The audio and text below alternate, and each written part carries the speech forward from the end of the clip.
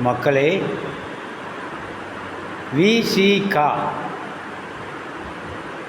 விசிகான்றது ஒரு சாதி வெறி பிடிச்ச கட்சி. அது இப்போ தாவேகாவில் சேர்ந்துருச்சு.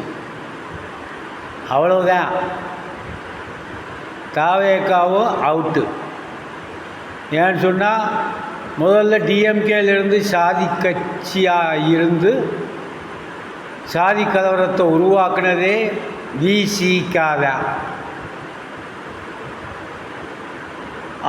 இப்போ டிவிகேவில் இருந்துக்கிட்டு சாதி கலவரத்தை உருவாக்கி டிவிகேவையும் காலி பண்ணிடுவேன். அப்படித்தான் விஜயும் அப்படித்தான்.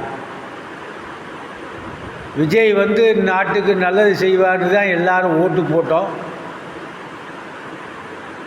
ஆனால் அது நடக்காது.